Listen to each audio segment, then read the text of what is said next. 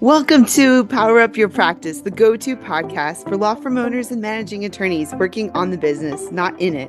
I'm Ruby Powers, your guide into the heart of law practice management, bringing you insights from leading legal minds, trailblazing attorneys, and expert guests who provide you with an actionable perspective on running your firm more effectively and efficiently.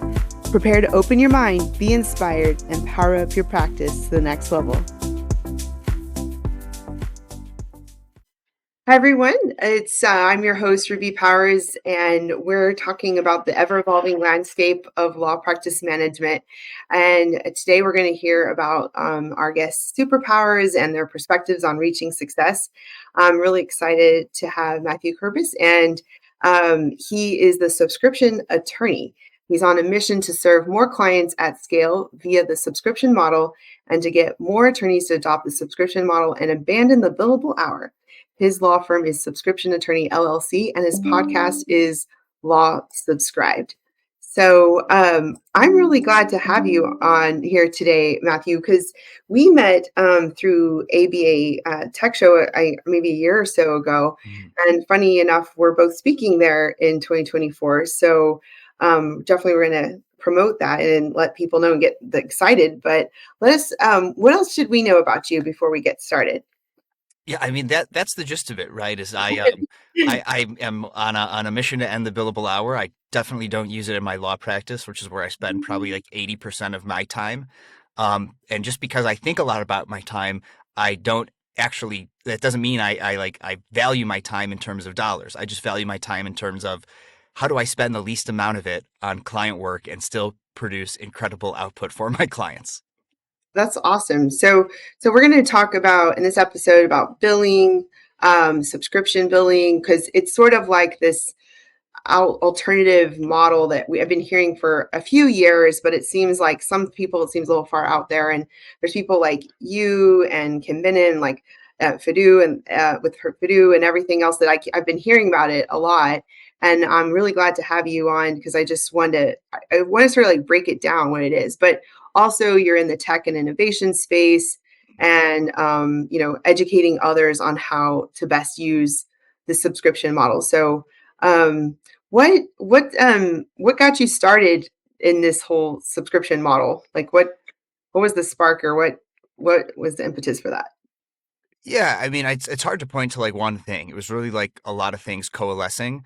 But even then, like the subscription model is only alternative for attorneys. Like think about how you, as a That's true. consumer, use the subscription model. Like how do you pay for anything else? Like even I was just having a subscription businesses networking meeting for my local chamber of commerce, which tip to all the practitioners out there. Great place to get business is getting involved with your local chamber.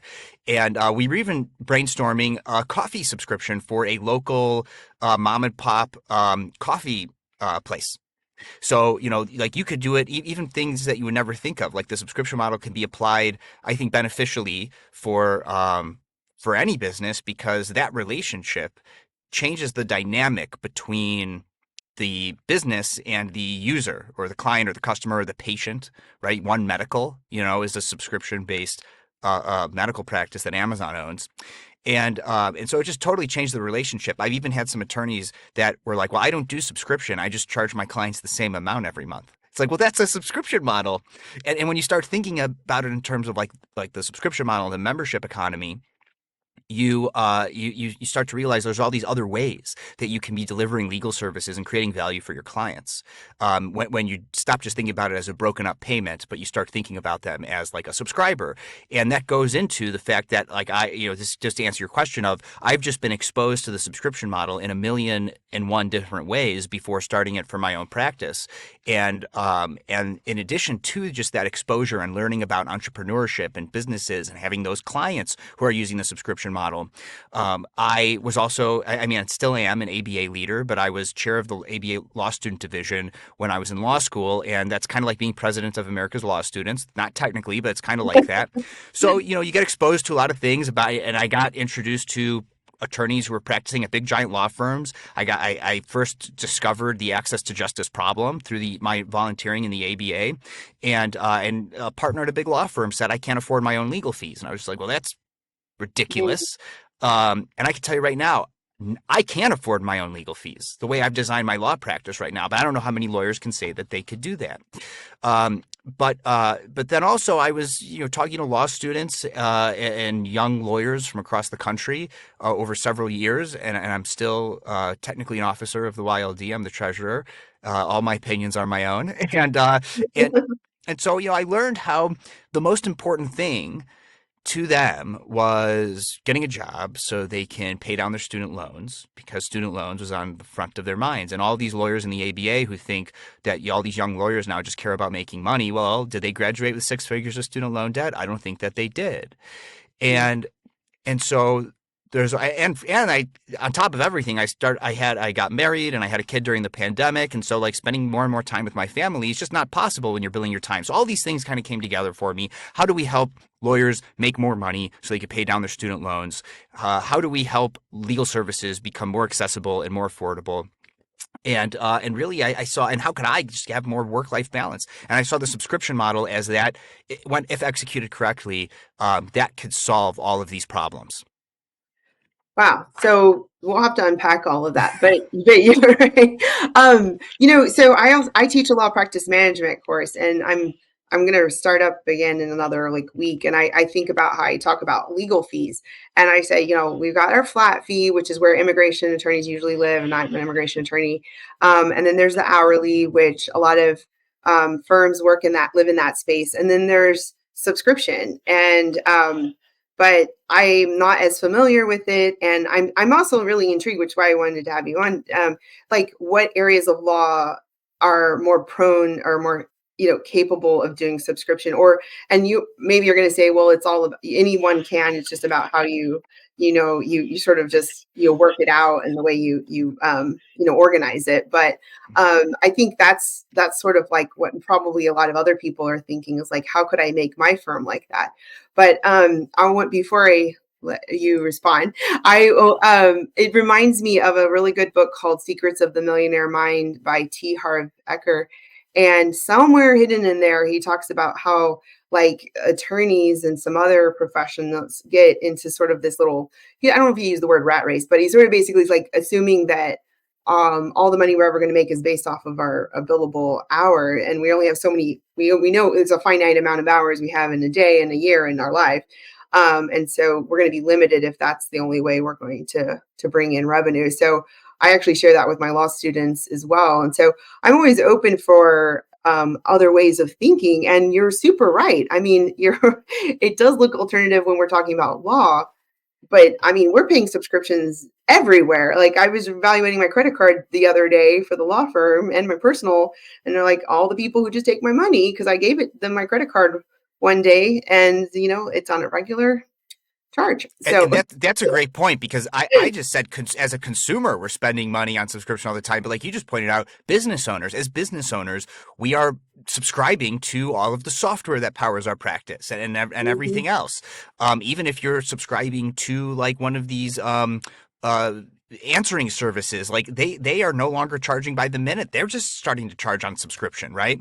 I don't know if any of them are sponsoring the show, so I won't say any other names, but I'm sure people have heard of these answering services. And so if you as a business owner, you have predictable monthly recurring revenue or an annual recurring revenue after a year or two or plus doing it, then you could easily manage your business, because you know how much you have coming in every month on subscription and how much you have going out every month. And I get reached out to by CPAs for lawyers all the time, and they just like, my model is so simple. Like I have no work for a bookkeeper to do, because everything gets paid in advance. In Illinois, we're allowed to take any flat fees, which a subscription is a recurring flat fee, in advance and go right into our operating account. And so I don't have to worry about IOLTA for these subscription payments. Of course, I may have some other matters. I still have an IOLTA account, a client trust fund account. And so like my accounting is super simple, and I'm on I always forget, but I'm on like a cash basis. Like, where is that? Like, it's Yeah, when I get the money, when I charge the money, I get the money right away. And so like, I don't need to be on I invoice and then I wait until I get the money type thing. So like, right. from an accounting perspective, it simplifies so much. hmm Yeah, no, I mean, honestly, when I started my firm 14 years ago, like I didn't make a lot of payment plans because I had to babysit those things. I just like, you pay me this much to start, this much to submit, and boom, because I want to keep it simple. And but you're right. If you know how much, you already know what's going to come in monthly. But let's go back to your question about like, what are areas of law that you really, Yes. you could make work with this? Because for some reason, I just thought it was like corporate or business type of things. And Well, I'm in the immigration space, so Y- yeah. Yeah, and you nailed it, right? You gave a much more detailed answer of the version. It depends, right? Like it could work for any practice area. It's just how you do it. I mean, but I do think that it works better for some more than others, and it just does get a little bit more complicated. Like when you do get into litigation, I think you can absolutely replace billing time with the subscription model and flat fees. So you'd have to do a hybrid subscription and flat fee. And I have a formula that I can recommend to people for how they should do that. And depending on looking at past data and like how you're collecting your data of like what you're making from the average case, you can come up with numbers that is this hybrid subscription and flat fee type work. I've also seen segmented litigation on flat fees work. And for that type of thing, I'd say if that is working for you, then your subscription is they can book scheduled calls with you without it costing them any more money, right? And that's like maybe $99 a month, or it depends on your market. So much of this depends on your market, but then you can offer that subscription to be like a particular benefit. As opposed to like a flat fee for every call or billing time for if they call with questions. If you're doing segmented flat fees based upon the place in the litigation where you're at, right? There's the pleading stage, the pre-discovery, discovery, written discovery, oral discovery, right? So like I've seen lawyers that segment all of this with flat fee to avoid billing time, but they're still either overscoping or underscoping it. And what the subscription model lets you do is it helps solve the underscoping, overscoping problem. I recently had a pricing expert on my podcast, although his episode is not live yet. It either may or may not be live at the time your listeners are listening to this, but his name's Mark Stiving. And what he talked about in that episode was about how when you do a subscription model, you, the business owner, take on the risk more so than the clients, and the clients absolutely love that, right? But if you price your offering correctly, then you're taking on much less risk as the business owner, and you're incentivized to continue to provide value to your clients. As far as like which practice areas work better, I would say definitely like in the business space, like fractional in-house counsel, which is a large percentage of my annual revenue is the fractional in-house counsel space. And then, things like trademarks, which is going back to Kim Bennett. You mentioned Kim Bennett, right? Like she's been doing this for arguably the longest that I've come across. There are some lawyers who've been doing it for an equal amount of time that have appeared on my podcast, but she's certainly been the most vocal about it. And there are lawyers who tried it years ago and stopped because the technology wasn't where it is now. But in trademark space, you have ongoing brand protection, right? So an IP copy or trademark and copyright attorney, you have to register your copyrights within a certain period of time. If you're an artist or you have a lot of social media stuff that you want to have copyright interest in. So like there's enough frequency there and, cease and desist letters for infringers. So like it's sort of obvious where like ongoing legal services, the needs are there, which is why fractional in-house counsel works for that as well. But even for estate planning, I mean, I just had somebody on my podcast that we were talking about that. They want to do it for their practice. And they happen to also be a licensed tax professional and some other license certifications. So they have a tax firm or an accounting firm and the law firm. And so they're going to do like a joint subscription type thing because some estate planning is one and done, but depending on the type of client's needs and the type of market you're serving, they might be the kind of family or person that buys another house or a boat or a thing, and they need to amend their estate plan, more often, kind of a thing. I know one estate planning attorney that just charges like $100 a year just to do an annual check-in, and then that way they are still like having a touch point with that client every single year to see if there's other things going on. As a solo practitioner, a true solo, leveraging automations and AI wherever I can, ethically, of course, I find that attorneys using the subscription model like me actually make great referral partners because I simply can't handle everything. But when my clients are paying me $20 a month, which is my lowest price for my entry-level subscription, they come to me for everything, even though I might not be able to handle everything. So they are essentially paying me $20 a month so that I get to market to them. So if you could spend money marketing or make money marketing, which would you do? And so I'm now part of these referral platforms like Overture and Lexamica Mm. to be able to put these potential clients that come to me that I simply can't help because first of all they find me because I'm the most affordable attorney I think that's out there. And so first of all, they might not even be in my jurisdiction, but if they are my clients, I want to be able to find them competent representation in somewhere by some attorney if I can't help, even if they are an existing client. So these platforms are very helpful. Being involved in the ABA is kind of helpful. Like I feel like these platforms are eating the ABA's lunch because the ABA should do a better job at that, but it doesn't. So attorneys who have this type of model, I think they can become great referral partners for other attorneys. And I think there is a possibility at some point in the future for like some centralized network of attorneys based on one sort of subscription. But I think that's a long ways off. Hmm. I'm part of Overture as well. I thought that was a great program out there to, but your idea about like being paid to market versus paying to market, that take a little while to take that in. But yeah, I'll give you so another example. I'll give you another example of how I do that. So another example of how I make money marketing instead of spending money marketing is ever since going on out on my own, starting my own firm, I decided I was going to let myself moonlight. And so I actually have two businesses. I have my law firm Subscription Attorney LLC, and my other business is Kerbisverse LLC, which is a portmanteau of like metaverse, universe, multiverse with my last name. And my podcast is one of the things that I do under that other legal entity. uh-huh. So Law Subscribed is by Kerbisverse LLC, and I also officiate weddings under that company. And so when I get to go in front of an audience and do an amazing job. I make it all about the bride and groom, but you betcha some people want to follow up with me and they're like, wow, like that was really good. Like, do you have like a congregation? I'm like, no, no, no. This is something I really enjoy this. I started doing it a long time ago and I do it more and more these days, but I'm an attorney. I have my own practice. And so it becomes a way, and I'm being paid to be there. Like the couple is paying me to be their wedding officiant because I'm doing a lot of stuff in the back end too, to like make sure like everything's official and all that, which is easier to do as a lawyer. I could read the statute and make sure we're in compliance, right? But I don't know how many wedding officiants do that, that aren't lawyers. So then I'm making money to be there, and it's an opportunity to market what I do. I mean, like I don't do it overtly because, of course, not. It's about the bride and groom, but I do. That does become a marketing opportunity for me.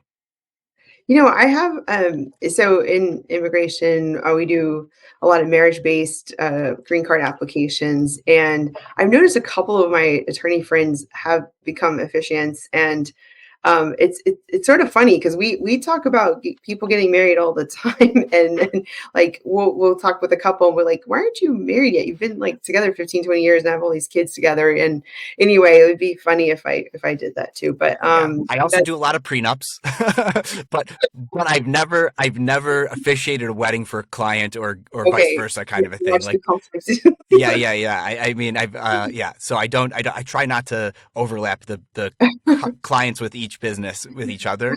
Um, if it could be avoided, but I do a lot of prenups, and so like, but having that background in like officiating weddings does Uh-huh. help me when I'm doing the prenups and stuff because Uh-huh. I'm thinking about like the timing of things and the ceremony and when that's coming up in relation to how long you need to get your marriage license. So where are we in terms of timing with that, with getting the prenup signed? So like it does everything I do. I try not to make it any wasted effort. The whole two birds, one stone thing. Like I always try to do that. If I'm doing one action, I want it to apply in multiple different ways. And so even all the stuff in my other entity is totally separate and distinct, separate insurance, separate bank accounts, separate everything. Mhm. I mean, there's this like metaphorical overlap, of like it, like the efforts going into like my podcast and other things do ultimately all funnel back in towards bringing in business to the firm or somehow making the work that I'm doing at the law firm better. Yeah. Well, it sort of makes me of like stacking habits with atomic habits or just batching, Totally. just being efficient like that. That's awesome. Yeah. And I have something similar with Powers Law Group and Power Strategy Group. There's a lot of trying to find that synergy and overlap and power up your practice. Podcast is under Power Strategy Group, and my upcoming book as well. Right. So one thing you said about like the risk is on the attorney with the subscription makes me think about how you really have to, if like, let's say I were to do this, like I really would have to think it through really well to make sure it would make sense financially and all the terms and all the agreement and all that stuff. And so that would be onus would be on me. But the thing is like there have been times in the years where I was like, this should probably be a subscription because I don't want to charge them. I don't want to just say flat fee and then don't charge them anything for many years. There's this one thing called a U visa. It's a victim of crime. And right now they're saying it's taking almost 15 years for the visa to become available.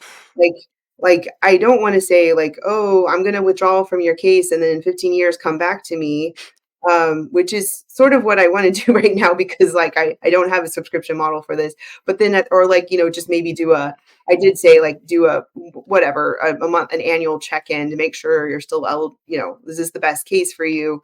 But there are some cases like this, or even just a former boss told me it'd be good to do a subscription model because then it would inspire them to file faster. If they had to pay every month that the case is still open, hasn't been filed. Mm-hmm. But I think a lot of us attorneys were a little afraid to like venture and dip our toe into figuring that out. But sometimes it's like Parkinson's law, like you'll take as much time as you're given. So if you don't have a deadline, so there's some things we do that doesn't have a technical deadline and the client will just sit on the case for a while. But that's one of the values of the month-to-month subscription, which, I would love to do an annual subscription. Like we see this with our software that we subscribe to. Hey, if you sign up for an annual subscription, you get a discount on the pricing. Well, first of all, I'm not sure, every jurisdiction's legal ethics are going to be different. We have to refund that. Like what's the subscriber benefit that they're getting? And what I love about month to month is every time that charge comes through, your client is like, because they're paying in advance, your client goes, well, I saw that charge come through. I'm going to contact my lawyer because I've already paid for it. Right? I've already paid for it. And so I'm definitely going to contact my lawyer and try to extract the value from that. But defining your subscriber benefits are really important. So like we could talk about immigration if you want, which I'm happy to do, but I'll give you an example of my subscriber benefits. So my subscriber benefits are for the $20 a month subscription is you sign up and you get access to a client portal. And in there is a Calendly link that you could use to schedule 15-minute calls with me at a time. And I limit that to the second half of my day. And so you only get limited schedule availability and you get access to a suite of flat fee services that are below market. As long as I can make them below market, I make them below market. But there aren't some markets for things. So for example, $50 a page is what I charge for just a sort of random contract that's not accounted for in my pricing. Like I have prenups on there, obviously. We call them premarital agreements in Illinois. I have simple estate plans on there. I have like certain things like asset purchase agreement type M&A transaction. Like I've done enough of those. I'm able to flat fee, or that's a subscription add-on price. And so I have like all these segmented fees that they get access to only if they become a $20 a month subscriber. And actually the M&A transaction is not part of that. You have to be a $100 a month Premier subscriber or up to get access to that flat fee service. So they get access to different types of flat fee services based upon what their subscription level is at. And then they get access to a growing knowledge base, which is just like I've answered client questions. I take out a personally identifying information, but it's actual legal advice I've actually given because they're all clients. And so they all get access to that sort of stuff, which I think is ripe for being able to integrate with like an AI chatbot to like be able to read through the knowledge base and answer questions that's in like a more personal, sort of a personal way than if I'm just simply not available. But then let's say like I have somebody signed up for a simple estate plan. I will send them a unique link that gives us 35 to 45 minutes to talk about the estate plan after the first draft is done. So I could always give clients access to more availability on my calendar, but at that level, to have access at all times, that's what they're restricted to, right? So like these are the subscriber benefits. They get access to the $50 a page pricing. They get access to all these other pricing. And so that's a benefit. So for an immigration attorney, you just have to define what is that benefit of the subscription, right? So the easiest way to do it, if you're already flat fee, and there's reasons to not do this, but I don't have time enough to go into them. But the easiest way to do it, if you're already offering flat fees, is if you subscribe, you get a 10% discount on all flat fees, right? There's a subscriber benefit. You get to schedule 15-minute calls with me using this subscriber only link. Right. So and when you subscribe to me, you get me. First of all, you don't need to have a subscription model to be doing that already. If you're billing your time, you don't want to have to spend any non-billable time on figuring out coordinating schedules and stuff and trying to Mhm. get client calls back. So you should already using some kind of calendar scheduling feature. Microsoft Bookings is one. If you're on um, whatever they're calling it now, it's not 365 anymore. I know they like changed it to something else. Um, uh, and if you're on Google Workspace, they have Google Appointments. So like you're probably already paying for one version of these. I still prefer Calendly. I think it's superior because that's the only thing it focuses in on. But like that, so then there's two benefits right there to being a subscriber. You get access to this thing, or you get and if you do want to offer non-subscribers to sign up as clients, because I don't. I'm like Costco. In order to do business at Costco, to go buy, you have to first become a member. I take that approach. You don't have to as a law firm using subscriptions, Mhm. but if you didn't want to take that approach, and you don't have to, there's no one right way to do it. It's still a very new business model for law. Then what you could do is you can say, okay, here's the Calendly link for my clients who are not subscribers. Maybe it's only at the end of your day. Here's my Calendly link for subscribers who are getting the 10% discount on the flat fees, and they get access to my full availability on my calendar. Now, another thing, and this is actually super relevant to your listeners who are thinking about this, is if you are using this approach, then you absolutely must put everything in your calendar, right? I mean, there are podcast episodes Mhm. dedicated just to this out there that I've heard, which is personal stuff, family things, um, anything related to your business, everything goes in your calendar. It must. Otherwise, you're going to be double booked if you let clients book calls on your calendar. And it doesn't have to be with you. You can make it be with a team member if you have a team, but I'm a true solo, so it's always with me. So that's just something to think about. But right there's a segmented benefit that they're paying every month. And you're giving them that 10% discount on the flat fees because first of all, they're probably going to pay you more money over time. And I'm just making up 10%. It might have to be 5%. Maybe you could get away with 15% depending on what your flat fees are and what you decide to price that subscription at. So like these are all numbers that you could play around with. So right there's two subscriber benefits. You could probably come up with more because I'm not an immigration law expert, but if we spent time, this is kind of what I do with my seminar that I have a big wait list right now, is like we spend the time figuring out like what are some of these subscriber benefits that you could offer, and that's part of what I help attorneys do. Oh, that's awesome. Yeah, and I mean, we have people listening that do all different areas of law, so it's good that we're breaking down like different areas of law that could benefit.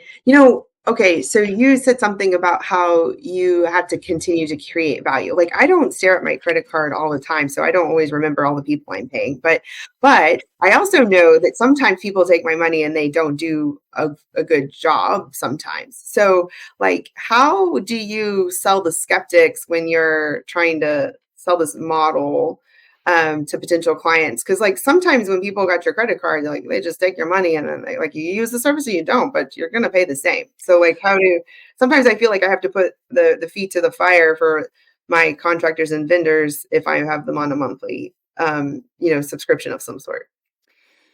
Yeah, I mean, it's a really great question, and it's one that I get all the time, and that's where I think the value of the month-to-month subscription comes in, right? Because they could truly get out at any time, and I think that's how you Mhm. handle the skeptics. And as an attorney, I think depending on what your jurisdiction allows, as far as like fees and what is and isn't an earned fee, like you have to be super considerate of like how much can you charge. So one of the reasons I like my subscription packages and the way I've designed it the way I have is because the fee needs to be reasonable. I think all ethics, no legal ethics advice being given today, but but I think it all comes down to, is the fee reasonable? And I think $20 a month for those subscriber benefits, even if they don't use it that month, the value and the potential to use it, and that I have a part of my calendar set aside to make it available, to be available, and that they get access to these below market flat fee rates, I think that fee is extremely reasonable, even if a month or two goes by that they're not using it. Because whenever they do use it, they're getting way more than the $20 a month value if you were to price this out in a competitive market. And so that's part of the reason I've chosen the prices that I've chosen. I also like the $50 a page thing, and I've broken down my segmented unbundled fees on my website. I even break out negotiations for my solopreneur freelancer clients. Like they don't want me to negotiate on their behalf. They don't want their customers to know that they have an attorney. So why should I be charging them extra for negotiations? But if they want me to, or there's a dispute that arises, landlords like this, then they could pay me an extra $200 a month, and I'll do their negotiations for them. And when negotiations end, that subscription add-on comes off, right? And so for these higher level business subscriptions, so my business subscriptions start at $2,500 a month, so $30,000 a year. I bundle back in all of these other things, right? My law firm will act as your registered agent. I will do all the negotiations for you. I don't count pages, so no $50 a page. So like by bundling all that back in, even though I offer 10 projects a month to my business level clients to be fractional in-house counsel, even if I only get 3 or 4 contracts or 3 or 4 projects out of the 10 that are offered, if I were to charge them per page, they would be spending way more than the $2,500 a month. So I know I'm being ethical with my pricing because the prices are reasonable in light of how I've otherwise broken down my fees. So that's sort of the benefit of being able to break down and totally unbundle your legal services into every single little type of thing that you may do. And by the way, $50 a page for drafting and for reviewing.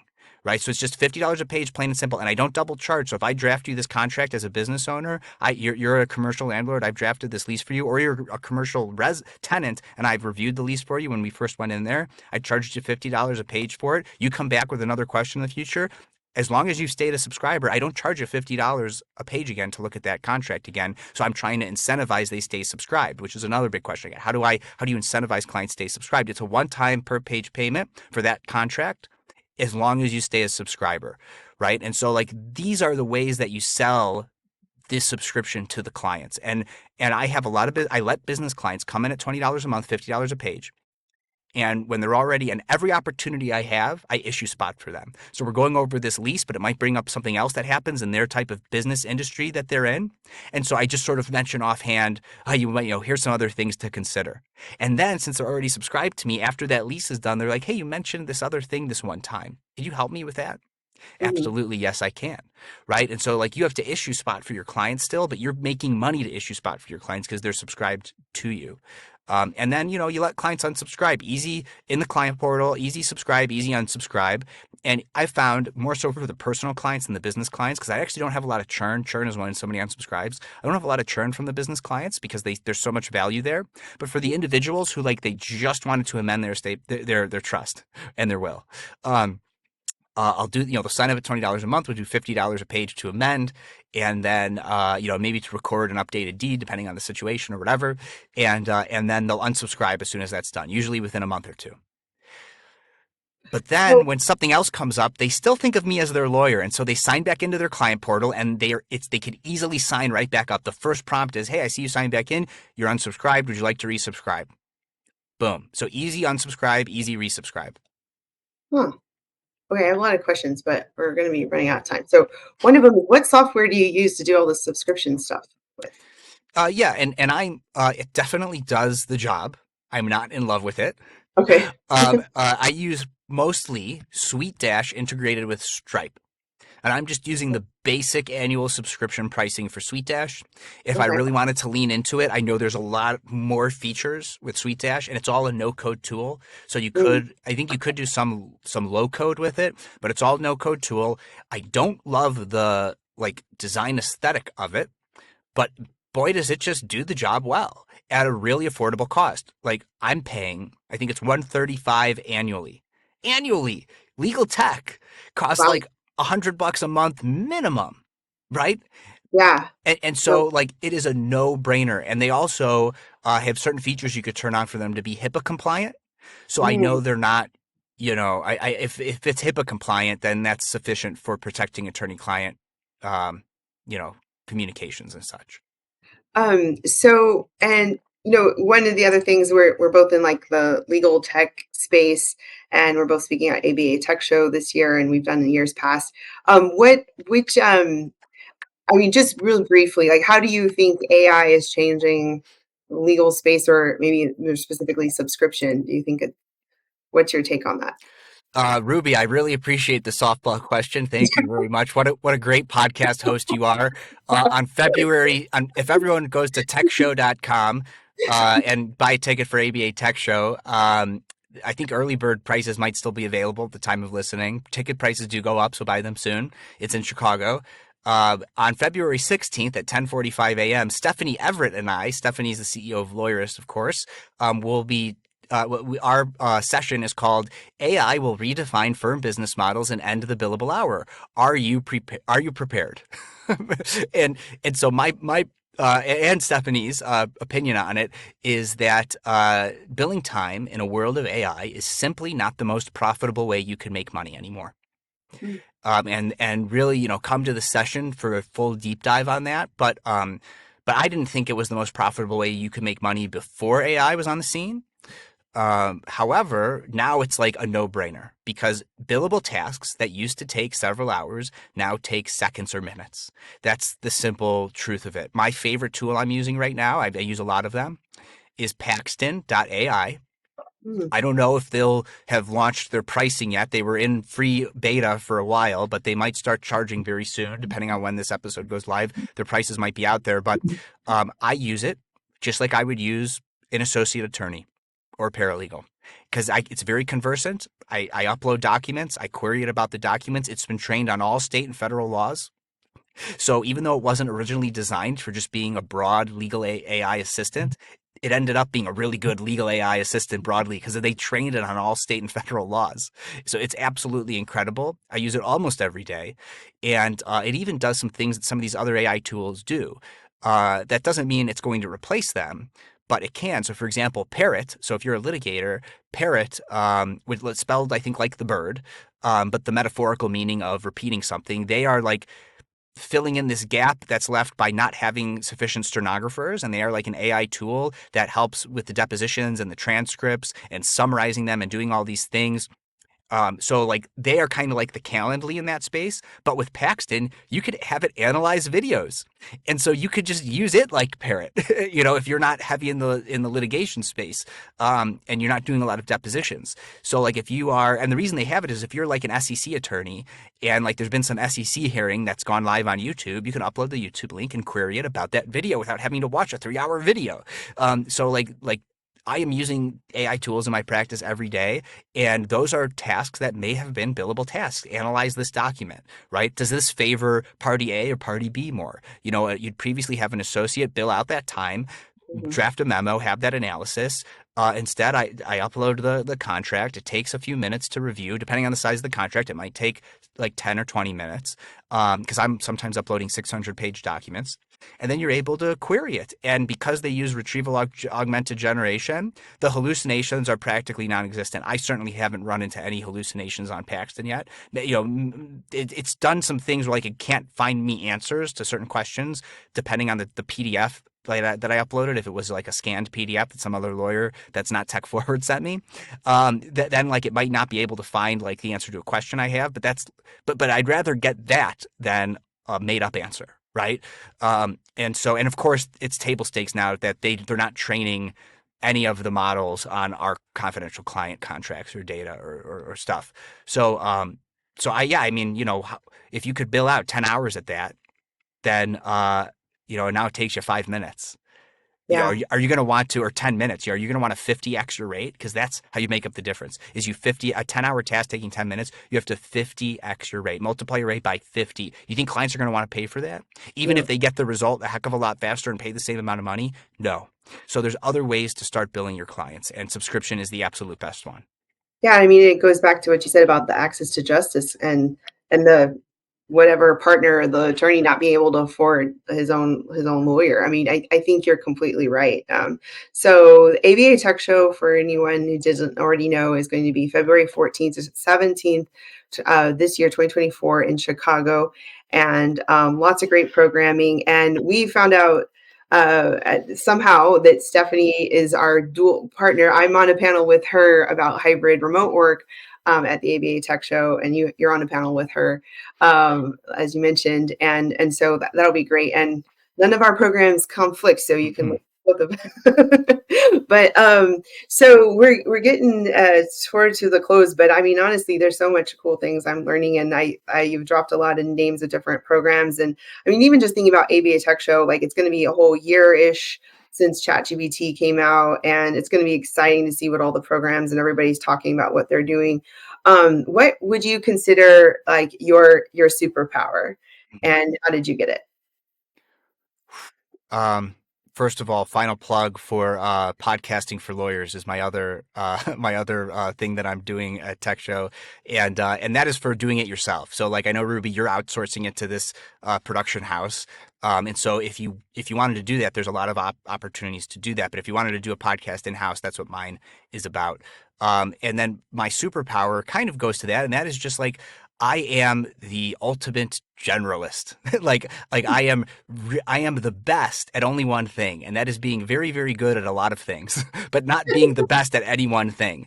And so Huh. I designed a practice around that as it applies to law, right? I handle a lot of practice areas. I'm very good at what I do, but I know my limits. I know that there's somebody who's going to be better at any one of the things that I'm very good at some point in time that I will need to get their help or I'll need to send a client their way, whatever it is, right? Like I know that there are podcasters out there who know a lot more about podcasting than I do, but I'm very good at what I do and I could teach that to other people. Same thing with the with the legal practice stuff. I am, very good at using technology, but I will never become like a coder or a technologist, right? So like I know my limitations, but I just have one of those like it's like it's kind of neurodivergent. I mean, like I don't know, like most people like to specialize. They like to focus on one thing, and I just Mhm. don't do that. I just don't do that. And my superpower is becoming really good at a lot of things. That's it. I mean, I know that sounds like I'm patting myself on the back a little bit, but you asked the question, Ruby. So there Well, you I mean, it's really hard not to compliment yourself when you answer this question. So, it's okay. It is another softball go. opportunity, I guess you could say. But I like asking it at the end because we've gone through the guest journey and learn a little bit about their personality and what they focus on, and then it sort of all seems to make sense. And I think the other thing about you is like you find the synergy between your two businesses, and you try to find ways to maximize the opportunity for your clients, and to get paid for marketing, and like as you said, and just I love that. Like, and that's why I wanted to start this podcast, because I wanted to learn from other people. And just, it's so hard in our busy schedule to just like to try to have a coffee, have a lunch, and like you're in Illinois, I'm in Texas, we seem to only bump into each other at ABA Tech Show. Or webinars randomly with ABA or something, and to be able to have this opportunity, and other people can benefit too from listening to us on our podcast or on this show or your podcast, and things like that. So that's awesome. How can people find you, stay in touch with you, if they want to keep learning and connecting with you? Yeah, content is king. I totally would have just had this conversation with you, Ruby, on a random Zoom, but why not turn this conversation into content? Which, speaking of, where they could find me, if they're interested in hearing me talk on other podcasts, they can go to MathewKerbis.com. If you're watching the video, you see my name, MathewKerbis.com, and that's my speaker portfolio. So when this is live, I will be putting a link up to this show on there as well, but all my past speaking engagements are on there. So if you want to learn about me and what I'm doing with subscriptions more, that's a great place to do it. If they want to listen to my podcast, Law Subscribe, where I interview other lawyers or technologists that are building towards a future where the billable hour doesn't exist anymore, then they could go to lawsubscribed.com. I've recently moved everything over to Substack, so you could subscribe to the newsletter there. It's also on every single podcasting platform, but I find Substack is a great way to, like, if somebody wants to comment on an episode, they could do it through Substack. So I've just, even the website it redirects right to Substack now. So lawsubscribe.com, subscribe to the newsletter there. And then if you just want to see, like, I have my engagement agreement, all my pricing, everything's on my website. And, I definitely borrowed from other lawyers and other subscription attorneys I interviewed on my podcast who came before me. So feel free to look at that and get inspired. Subscriptionattorney.com. Wow, awesome. Thank you. So we've covered a lot of material, from the importance of subscription billing and sort of the making it less alternative, because it's not an alternative model in normal life, and just maybe more so avant-garde in legal, but you're working to make that not so much the case. And then just how important all the tech and innovation is changing the space, and even more so why we should go to subscription and model, and just like how we need to stay educated and learning, how this will help our clients in our practice. So thank you so much for joining us on this insightful journey today. Time, engagement, was definitely really means the world to us. And if you've enjoyed this episode and want to continue the conversation, connect with us on Power Up Your Practice Facebook group and keep powering up. We'll see you next time. Thank you for tuning in to the Power Up Your Practice Law Practice Management podcast. I'm your host, Ruby Powers, and it's been a pleasure sharing this time with you. Join us next week for another episode where we'll continue to explore insightful strategies for success. Power Up Your Practice with us. See you next time.